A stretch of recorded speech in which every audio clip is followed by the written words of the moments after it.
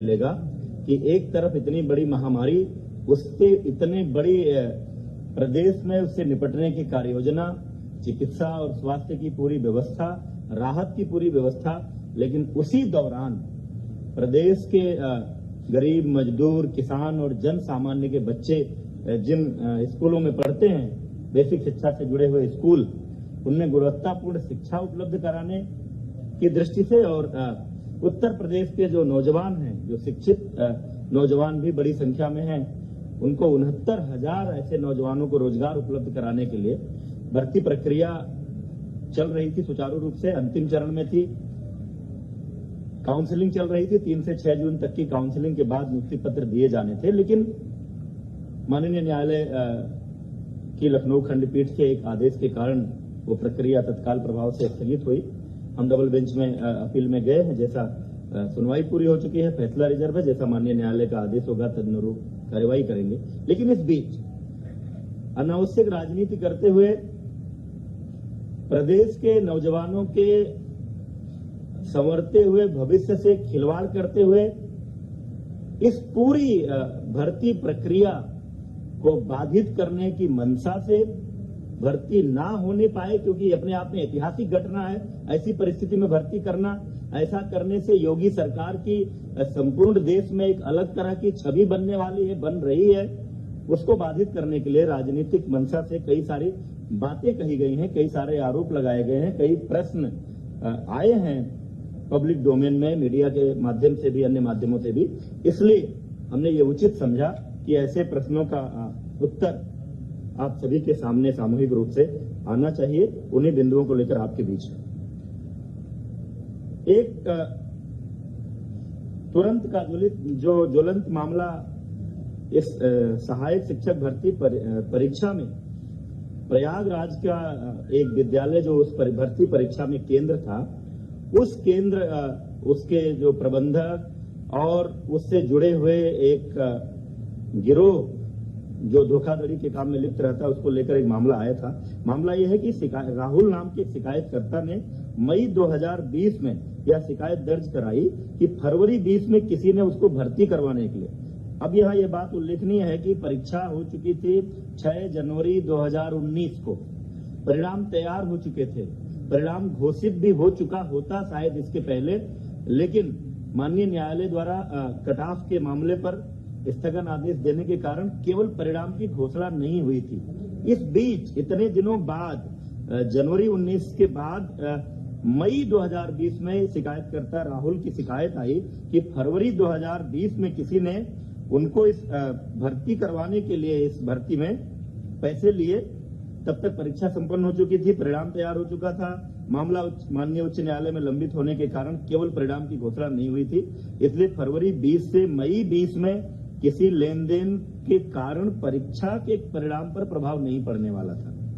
परंतु फिर भी शिकायतकर्ता की शिकायत को गंभीरता से लेते हुए तत्काल प्रयागराज पुलिस ने कार्यवाही की और शिकायतकर्ता द्वारा दी गई सूचना के आधार पर डॉक्टर KL पटेल, जो किसी प्राथमिक स्वास्थ्य केंद्र में चिकित्सक हैं, संतोष कुमार बिंद जिसके लेखपाल होने की जानकारी आ रही है, तथा इनसे जुड़े हुए अन्य 11 लोगों को, कुछ को 6 जून को, कुछ को 8 जून को, कुल मिलाकर के 11 लोगों को गिरफ्तार किया गया।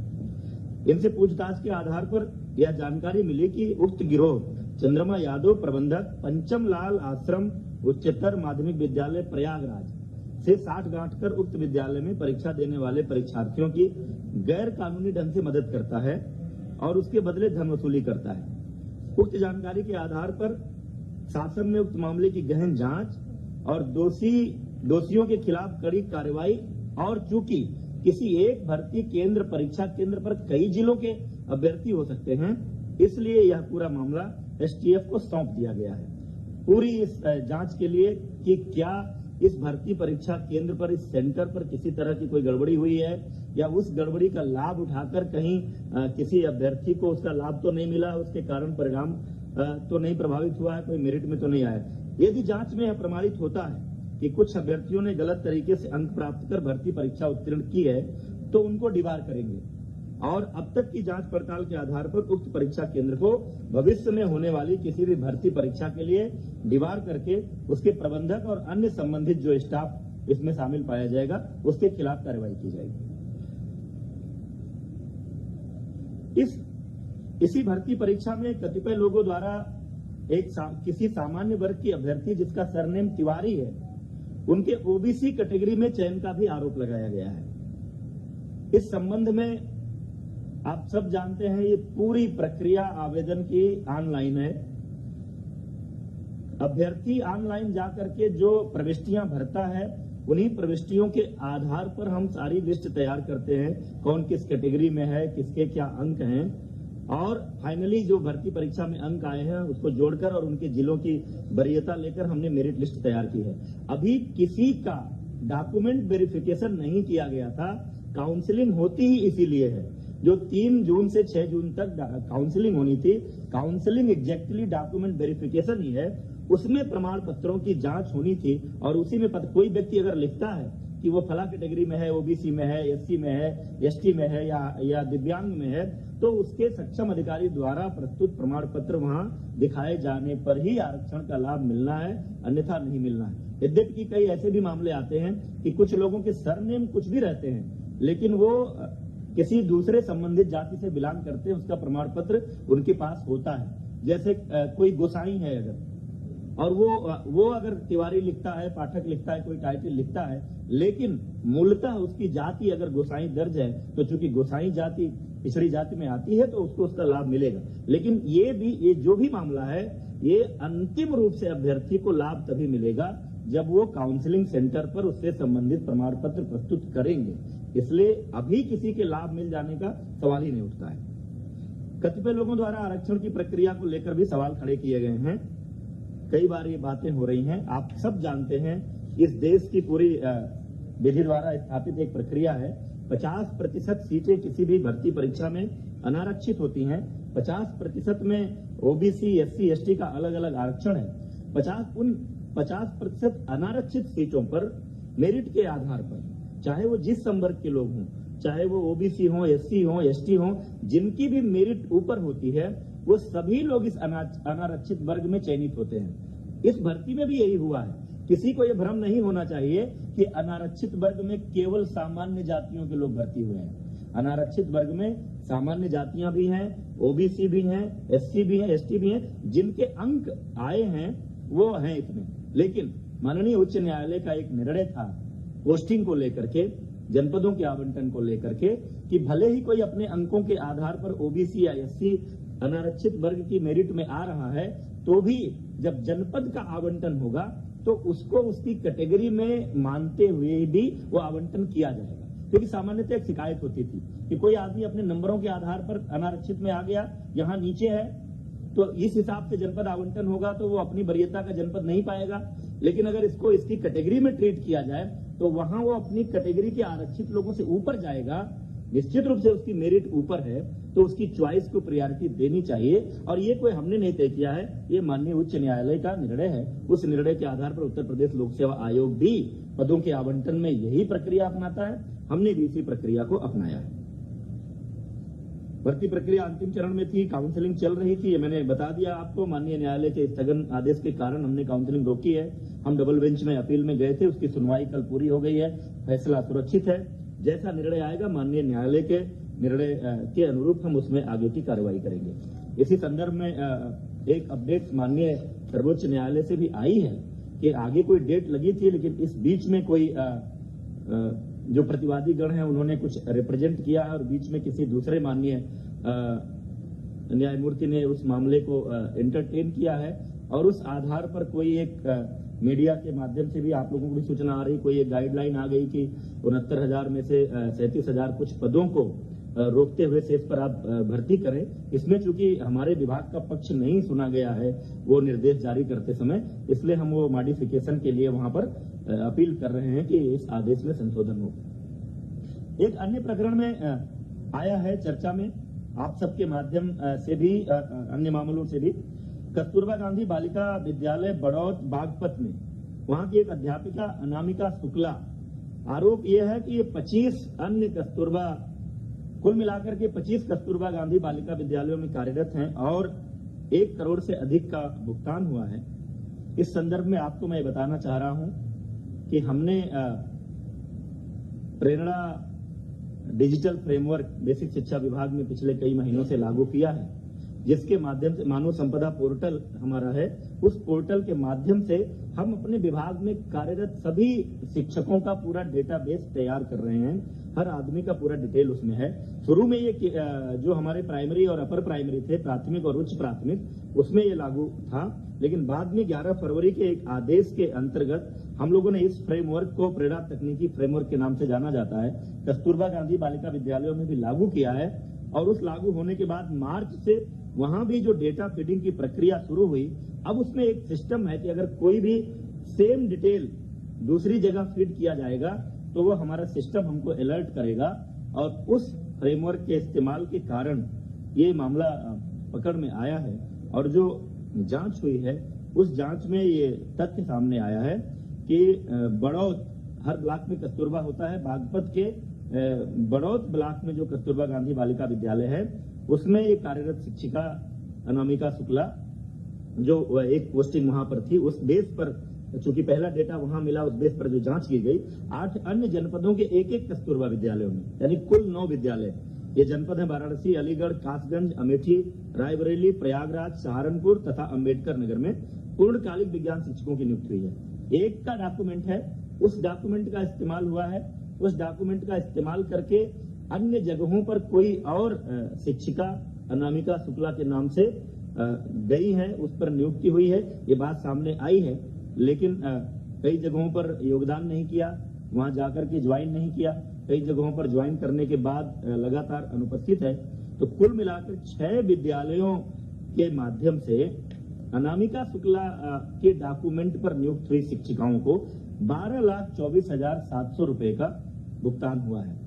उक्त मामले की अभी तक की जांच की स्थिति आई है, कहीं और इनके होने का जानकारी नहीं मिली है। पुलिस ने एक शिक्षिका को गिरफ्तार भी किया है, कासगंज में वो त्यागपत्र देने गई थी। 12,24,700 एग्जैक्टली जो अनामिका शुक्ला है वो अभी पुलिस की गिरफ्त में नहीं है। लेकिन साथ ही हम लोगों ने पूरे प्रदेश के 746 कस्तूरबा गांधी बालिका विद्यालयों में लगभग 5,000 शिक्षक और शिक्षिकाओं के डॉक्यूमेंट के वेरिफिकेशन, उनके अभिलेखों की जांच, उनका आधार कार्ड और उनके पहचान पत्र, इन सब की जांच का आदेश दे दिया है, ताकि कहीं और कोई ऐसा मामला हो तो वो भी पकड़ में आ जाए और भविष्य में इस तरह का ना हो। क्योंकि ये नियुक्तियां जिला स्तर पर होती हैं, डाइट प्रिंसिपल की अध्यक्षता में एक कमेटी होती है, उसमें बीएससी होते हैं, एक मनोवैज्ञानिक विशेषज्ञ होते हैं, एक डीएम के नामिनी होते हैं। संविदा पर ये नियुक्ति होती है 1 वर्ष के लिए। हर जिले में जिला स्तर से कोई केंद्रीय नियुक्ति की इसमें व्यवस्था नहीं है, लेकिन आगे से ये फुल प्रूफ व्यवस्था ये इसको करने जा रहे हैं ताकि इस तरह की कोई बात ना होने पाए। अंत में एक बात मैं जरूर कहना चाहता हूं, उत्तर प्रदेश की योगी सरकार भ्रष्टाचार के प्रति 0 टॉलरेंस की नीति पर काम कर रही है। हमारे सामने, हमारी सरकार में कभी भी, जब भी योगी सरकार के सामने किसी भी क्षेत्र में, किसी भी मुद्दे पर कोई भ्रष्टाचार की शिकायत आई तो सरकार ने ऐसे किसी विषय को दबाने छिपाने की कोशिश नहीं की। तुरंत ही सक्षम अधिकारियों को ऐसे मामलों की जांच सौंपी जाती है और उस जांच के परिणाम के आधार पर दोषी व्यक्तियों के खिलाफ कार्रवाई की जाती है। पिछले सरकारों के समय में जो हमारे उच्च प्राथमिक जो विद्यालयों में नियुक्तियां हुई थी, योगी सरकार के आते ही माननीय मुख्यमंत्री जी के संज्ञान में यह विषय आया कि कुछ संख्या में फर्जी शिक्षकों की नियुक्तियां हुई हैं। तुरंत ही ऐसे शिक्षकों की जांच करने और उनको बाहर करने के लिए माननीय मुख्यमंत्री जी के आदेशानुसार एसआईटी को और एसटीएफ को अलग अलग मामलों की जांच सौंपी गई और उसका परिणाम ये रहा कि एक बार 775 शिक्षकों की सेवा समाप्ति की गई। पूरी फुल प्रूफ जांच के बाद जो फर्जी पाए गए, 522 के विरुद्ध एफआईआर दर्ज कराई गई है।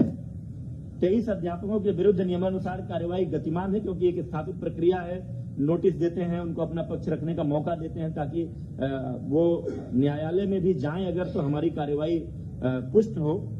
इसके साथ ही साथ एक 2004-05 में डॉक्टर भीमराव अंबेडकर विश्वविद्यालय आगरा से बीएड की कुछ फर्जी डिग्री का मामला आया था। उनमें से जिन लोगों पर संदेह था, ऐसे 1356 अध्यापक चिन्हित हुए थे, उसमें से भी 926 की सेवा समाप्त की जा चुकी है। 406 के विरुद्ध कार्रवाई गतिमान है। इस प्रकार अब तक 1701 ऐसे फर्जी शिक्षकों की सेवा समाप्ति की जा चुकी है तथा 429 के विरुद्ध कार्यवाही गतिमान है। अन्य जहां भी कोई शिकायत आती है किसी फर्जी शिक्षक होने की, तुरंत वो मामला एसआईटी या एसटीएफ को सौंपा जाता है और जांच के आधार पर सावधानी बरतनी पड़ती है कि कोई जेन्युइन शिक्षक इस कार्रवाई का शिकार न हो। जांच के आधार पर हम तुरंत बर्खास्त करते हैं। हमारे कार्यकाल में जितने लगभग 50,000 शिक्षकों की भर्ती जो इसके पहले विभिन्न भर्ती अभियानों में अभी तक हो चुकी है, उसमें से अभी तक किसी फर्जी शिक्षक की नियुक्ति का मामला नहीं सामने आया है। कोई ऐसी शिकायत आएगी तो उसकी भी जांच करेंगे और इसी तरह की कार्रवाई करेंगे। हमारी कार्रवाई को लेकर लोग कोर्ट में गए थे, लेकिन माननीय न्यायालय ने भी बर्खास्तगी की, फर्जी शिक्षकों की बर्खास्तगी की कार्रवाई को उचित ठहराया है और ये कहा है कि जो उत्तर प्रदेश सरकार ने कार्रवाई की है वो विधि के द्वारा स्थापित प्रक्रिया के अनुसार हुई है। यह ऐसी सरकार है जो भ्रष्टाचार मुक्त और पारदर्शी शासन के लिए जानी जाती है। सरकार शिकायतों को तुरंत संज्ञान में लेकर त्वरित जांच कराकर कार्रवाई करती है। फिर भी कुछ लोग ऐसे हैं जिनका खानदानी पेशा ही भ्रष्टाचार और घोटालों का रहा है। उनका पूरा इतिहास भ्रष्टाचार का, घोटालों का रहा है, तो वो उनकी कल्पना में नहीं है कि इतनी बड़ी कोई भर्ती या इतनी बड़ी संख्या में रोजगार देने का अभियान ये बिना भ्रष्टाचार के कैसे हो सकता है। क्योंकि स्वाभाविक है कि जिसका अपना जो ट्रैक रिकॉर्ड रहता है, जिसका अपना जो स्वभाव रहता है, आदमी उसी आधार पर सोचता है। इसलिए पूरी भर्ती, मैं एक आरोप लगाना चाहता हूं, पूरी भर्ती प्रक्रिया को डिरेल करने के लिए योगी सरकार को इस बात का श्रेय न मिले कि जिस तरह से कोरोना के कारण उत्पन्न हुई महामारी में पूरे प्रदेश की 23 करोड़ से ऊपर की जनसंख्या को एक एक व्यक्ति को भोजन मिले, राशन मिले, जीवन निर्वाह भत्ते के रूप में 1,000 रुपया जो पात्र व्यक्ति हैं उनको मिले, साथ ही 1,500 से अधिक ट्रेनों को लगा करके जिस तरह से लगभग 30 लाख प्रवासियों को प्रदेश में लाया गया, फिर उनकी स्किल मैपिंग हो रही है, उनको भी राशन और निर्वाह का भत्ता दिया जा रहा है और आगे उनको भी वापस जहां जहां अपने गांव में लौटे हैं उनको रोजगार देने की बात हो रही है।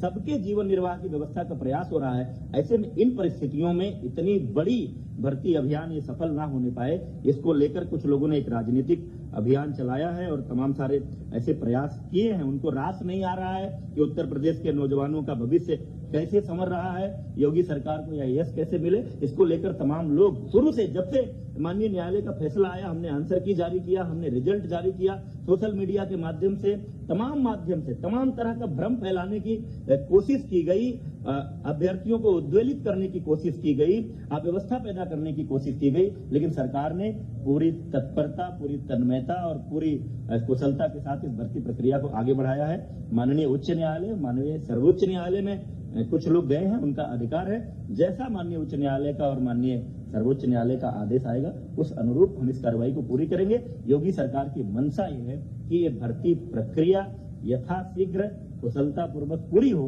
प्रदेश के 69,000 नौजवानों को रोजगार मिले और प्रदेश के 69,000 स्कूलों को, हमारे गांव, गरीब, मजदूर, किसान के बच्चे जिन स्कूलों में पढ़ते हैं उसमें पढ़ने वाले बच्चों को गुणवत्तापूर्ण शिक्षा मिले। ये बातें आपके सामने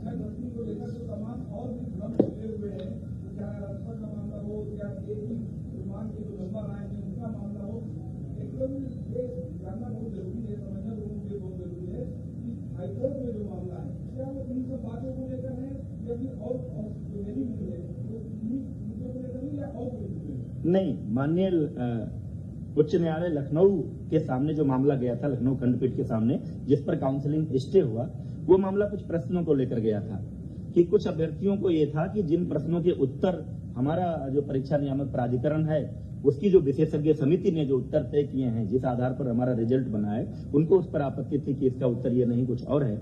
उसको लेकर के जो सिंगल बेंच ने एक फैसला दिया था कि यूजीसी एक विशेषज्ञ समिति बनाए और वो समिति ये तय करे कि इन प्रश्नों के उत्तर क्या होंगे। तो चूंकि उस निर्णय के खिलाफ हम डबल बेंच पे हमने अपील की है, सुनवाई कल पूरी हो गई है, फैसला सुरक्षित है। डबल बेंच का जैसा निर्णय आएगा उसके बाद ही हम उस बात पर निर्णय ले पाएंगे।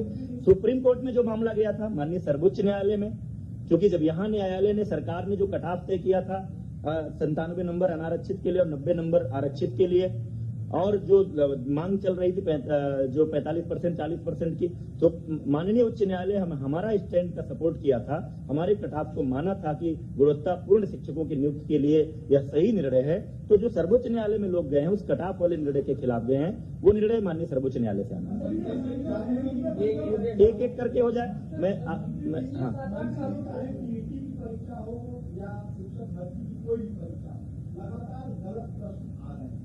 लाखों अभ्यर्थी परेशान है, सड़कों पर है, कौन है इसके लिए जिम्मेदार, और जो जिम्मेदार है उनके खिलाफ क्या कार्यवाही आप लोग अब तक किए और आगे क्या कार्यवाही करेंगे? आप कुछ कह रहे थे? इसमें 3 प्रश्नों का जब सभी कैंडिडेट्स को अपॉर्चुनिटी दिया गया था ऑब्जेक्शंस रेज करने के लिए, जब आंसर कीज पब्लिश हुए थे, 3 का एक्सपर्ट कमेटी ने देकर सभी कैंडिडेट्स को बराबर मार्क दे दिया। जहां तक हाईकोर्ट लखनऊ बेंच में प्रश्नों का जो 13 प्रश्नों का किया गया था, इसमें इन 13 प्रश्नों को हम लोगों ने सरकार के पक्ष से हम लोगों ने सही ठहराते हुए इसको किया है। उसी की कल सुनवाई हुई है एंड आरक्षण ये जजमेंट भी सुरक्षित हो गया है। I think we should wait for the judgment. Thank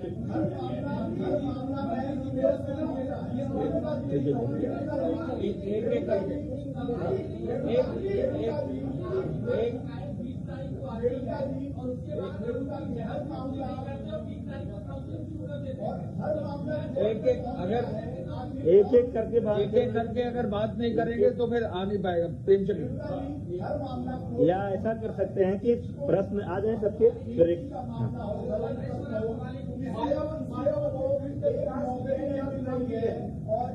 आप बताइए। हाँ, 25,000 नौकरी कर रही है, करोड़ों रुपये उसे मिल रहा है। ये सिस्टम की खामी है, अधिकारियों की खामी है, सरकार की खामी है, पूर्व सरकार की खामी है, राजनीतिक दलों की खामी है। आखिर कौन है जिम्मेदार? देखिए, आप कस्तूरबा वाले मुद्दे पर आप कह रहे हैं, इसे सर बता दीजिए। हाँ, जो पहला सवाल उन्होंने उठाया है, जो सवालों 2017 की, 2018 की, 2019 की 68,500 भर्ती, 69,000 भर्ती। हर भर्ती परीक्षा में गलत सवाल पूछे गए। 2 बार हाईकोर्ट से अभ्यर्थियों को राहत मिली और दोबारा रिजल्ट आया 30,000 और कैंडिडेट पास।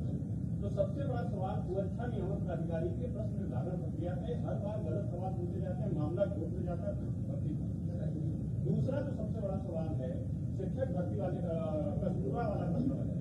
फरवरी में शासन के संज्ञान में मामला आ चुका था, FIR कराने में जून हो गए, 4 महीने।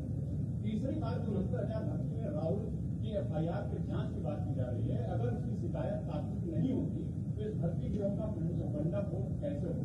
आखिर ये कैसे होता है कि एक पर्टिकुलर सेंटर में अभ्यर्थी को पता चलता है कि उसको वही सेंटर अलॉट होगा और उसके बाद 142 नंबर पाके टॉपर होता है, उसको बेच जाता है। एक कर लेने दीजिए, सब सवाल कर लेने दीजिए। अच्छा, हाँ,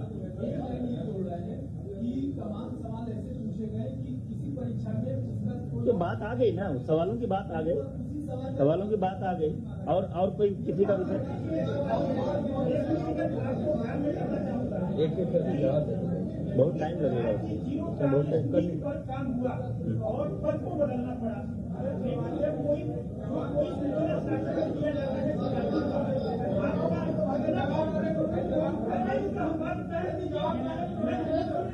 नहीं कर पाएंगे आप।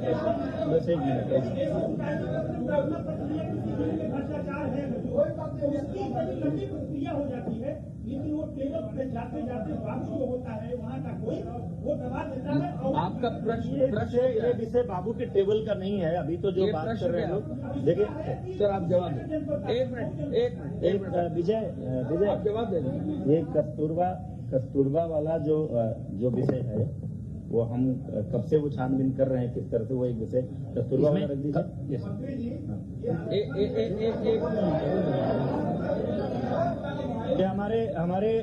हमारे डीजी स्कूल एजुकेशन है, SPD भी है। कस्तूरबा के मामले का आपको इस प्रकरण में, कस्तूरबा गांधी बालिका विद्यालय प्रकरण में जब डेटाबेस बनाया गया, प्रेरणा ऐप में उपस्थित दर्ज कराने की बात आई थी, तो बागपत की जो अनामिका शुक्ला के नाम पे जो कार्यरत थी वो फरार हो गई थी। उनके खाते में जो धनराशि बैंक मैनेजर से संपर्क हुआ तो कहीं और से भी उनकी धनराशि वहां ट्रांसफर होने की बात आई। वहां के डीसी ने हमें रिपोर्ट किया, तुरंत हमने 11 मार्च को आदेश किया, पत्र मीडिया को भी हमने दिया था कि 11 मार्च को हमने आदेश किया एडी बेसिक्स को कि तुरंत इनके अभिलेख मंगा लीजिए। फिर ये 9 उसमें जो डेटाबेस से चेक किया हमने कि 9 जिले में अनामिका शुक्ला का नाम ये संदिग्ध होगा, प्रारंभिक जांच करनी जरूरी होती है ताकि एफआईआर करनी। हमने लेटर में आदेश भी किया कि अगर ये सिद्ध होता है तो एफआईआर करा दी।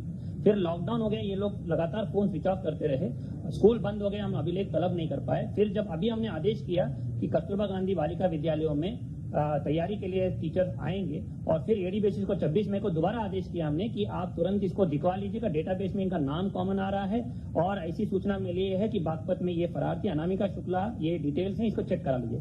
एडी बेसिक्स ने जांच कराई, बीएसएस को नोटिस दिया, अभिलेख तलब किए, फिर उसके बाद ये पता चला कि इस तरह इसी नाम से अलग जगह है और उसके बाद तुरंत हमने आदेश किया कि हर जनपद में अभिलेखों को तलब किया जाए, आधार नंबर चेक किया जाए, पहचान पत्र चेक किया जाए और उसमें 100% सभी अभिलेखों सत्यापन हो। यही इस प्रकरण में यही बात होती है। और जहां तक एक मिनट कंप्लीट कर दूं, बोलने दीजिए ना। इसके साथ ही हम जो सभी 5 लाख से अधिक शिक्षक जो हैं उन सबकी मानव संपदा पोर्टल पर सारे अधिष्ठान संबंधी, चाहे वो उनकी सर्विस बुक्स हो, अवकाश स्वीकृति और आवेदन हो, प्रशिक्षण हो, एनुअल कॉन्फिडेंशियल रिपोर्ट जो उनकी होती है, वार्षिक प्रविष्टि, स्थानांतरण प्रस्तापन, हर एक चीज ऑनलाइन प्रक्रिया करने की प्रक्रिया संपूर्ण की गई थी। माननीय मुख्यमंत्री ने 4 सितंबर पिछले साल उसको लॉन्च किया था और 100% इसको लाइव किया गया है और इसका सत्यापन टीचर को हमने ऐप दिया कि स्वयं सत्यापित कराइए और उसमें प्रमाणित कराइए। और हमने डेडलाइन भी दिया था कि 15 जून अंतिम तिथि है कि इस पीरियड में आप अगर उसमें रिकॉर्ड्स में ये नहीं करते हैं तो ये माना जाएगा कि आप स्वयं जिम्मेदार है उसके लिए। और उसके बाद इसका 100% हम लोग सत्यापन करने की प्रक्रिया लागू किए थे और इसी तरह हम कोशिश कर रहे हैं कि इस तरह जो भी फर्जी टीचर उसमें है डेटाबेस से उसको हम लोग पकड़ लें और उत्तरदायित्व निर्धारित करें। कोई एक नौकरी नहीं पा रहा है, लाखों लोग टहल रहे हैं और ऐसे में एक महिला 25 जगह नौकरी कर रही है। ये सिस्टम में सिस्टम का फेल्योर है, अधिकारियों का फेल्योर है। इसको एक मिनट विजय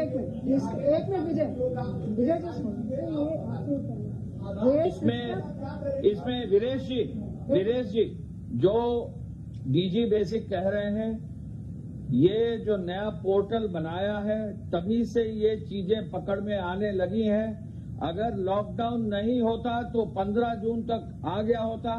आपको खुद माननीय मुख्यमंत्री जी ने आपको बताया कि अब तक जो है 1701 फर्जी शिक्षक पकड़े गए। ये आज से नहीं, कई समय से हैं और सरकार कटिबद्ध है, शिक्षा विभाग कटिबद्ध है, हर हालत में इसको कर देंगे। लॉकडाउन नहीं होता तो 15 जून तक ये लाइव हो गया होता। चूंकि ये सब प्रक्रिया शुरू हो गई है तो ये कार्रवाई की जा रही है। इस मामले में एक चूक ये थी कि मार्च में जब कार्रवाई होनी थी तब हो गई होती। आपका पॉइंट वैलिड है, लेकिन लॉकडाउन आ गया था और ये जिले स्तर पर कॉन्ट्रैक्ट मार्च टीचर हैं, इनको कोई नौकरी नहीं दी जाती है, केवल मात्र जिले स्तर पर कॉन्ट्रैक्ट दिया जाता है। जिले स्तर पर अब सूचना जब इकट्ठा होना शुरू हुई है तो ये जानकारी मिली है, 6 जगहों पर मिला है, कार्रवाई की जाएगी। जो भी होगा दोषी बचेगा नहीं। एसटीएफ को दे दिया गया है, हर व्यक्ति इसमें जो भी गड़बड़ होगा पकड़ा जाएगा। सर आप राहुल के सर नहीं, कौन सी जांच चल रही है? नहीं, ऐसे नहीं होता है कि इतनी बड़ी। आप मेरी बात सुनिए, मैं आपकी बात का जवाब दे रहा हूं। आप उत्तेजित क्यों हो रहे हैं? देखिए, ऐसा दुनिया में किसी भर्ती परीक्षा में नहीं होता है कि कोई भर्ती की प्रक्रिया चल रही हो, काउंसलिंग का डेट हो और एक कोई शिकायत पड़ जाए कि साहब हमसे किसी ने पैसा ले लिया था, हमारी भर्ती नहीं हुई, तुरंत हम पूरी भर्ती प्रक्रिया रोक दें। ऐसा कहीं नहीं होता। कोई एक भी उदाहरण हो तो मुझे दे दीजिए।